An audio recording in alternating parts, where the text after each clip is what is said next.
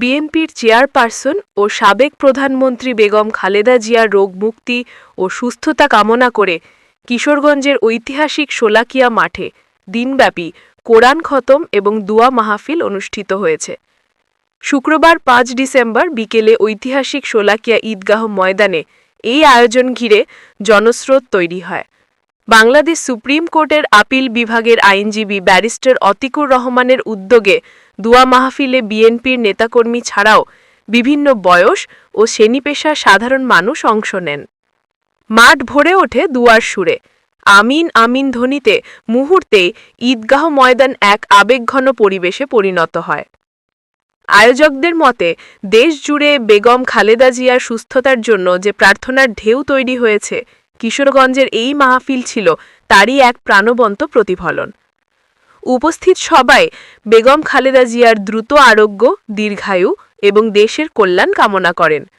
অনুষ্ঠানে জেলা বিএনপির সাধারণ সম্পাদক মাঝারুল ইসলাম, সদর উপজেলা বিএনপির সাধারণ সম্পাদক ইসরাইল মিয়া, জেলা বিএনপির সাবেক সাংগঠনিক সম্পাদক নাজমুল আলম, জেলা স্বেচ্ছাসেবক দলের আহ্বায়ক আবু নাসের সুমন, জেলা ছাত্রদলের সাবেক সভাপতি মারুফ মিয়া, সাবেক সাংগঠনিক সম্পাদক শরীফুল ইসলাম, শাহজাহান সানাউল্লাহ নিষাদ প্রমুখ উপস্থিত ছিলেন।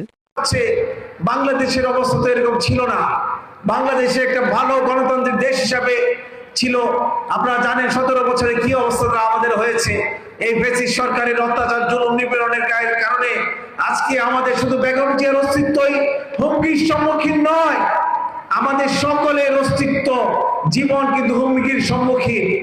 এটা আমি ভিতর থেকে অনুধাবন করতে পেরে আমি মনে করছি, আমি আমার অন্তর থেকে যেটা আসে, সত্যিকার অর্থে কিশোরগঞ্জ সিলেটের মতো এরকম একটা বিশেষ নগরী না হলেও এই শোলাকিয়া ঈদগাহ মাঠের একটা বিশেষ ঐতিহ্য আছে সারা পৃথিবীতে।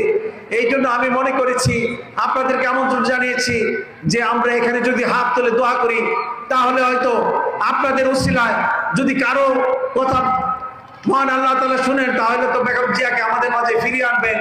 যে বাংলাদেশ জুড়ে যে অস্থিরতা শুরু হয়েছে, যে সামনে যে আমরা কি অনিশ্চিত সময়ের মধ্যে দিয়ে যাচ্ছি, আল্লাহ যেন এই অনিশ্চিত সময় থেকে আমাদেরকে বের করে একটি স্থির, ধীর এবং শান্ত বাংলাদেশকে, একটি সমৃদ্ধশালী বাংলাদেশের দিকে আমরা এগিয়ে যেতে পারি। সেই জন্য মহান আল্লাহ তাআলা শুকরিয়া কামনায় আপনাদেরকে সকলে কষ্ট করে আমন্ত্রণ জানিয়েছিলাম। আপনারা সেই জন্য এই দোয়া মাহফিলে শরীক হয়েছেন। আপনার আমার মতো একজন সাধারণ মানুষের কথায় আপনারা এসেছেন, আপনাদের কাছে কৃতজ্ঞ।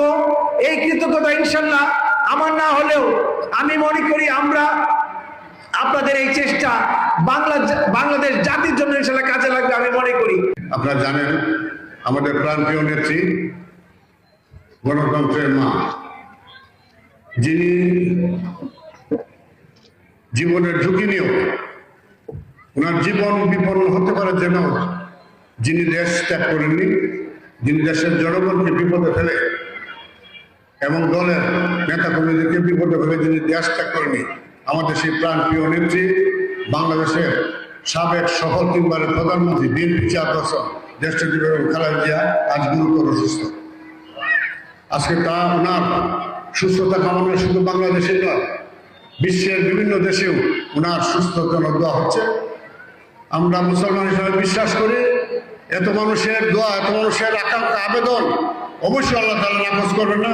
আবার আমাদের নেত্রী সুস্থ হয়ে আমাদের মাঝে ফিরে আসবেন এবং এই দেশের ক্রান্তিকালে উনি দেশের নেতৃত্ব দেবেন, দলের নেতৃত্ব দেবেন এবং মানুষের পাশে দাঁড়াবেন। আজকে আমি এই আয়োজন যে বেশ আর্থিককে ধন্যবাদ জানাই জানাবেন পক্ষ থেকে।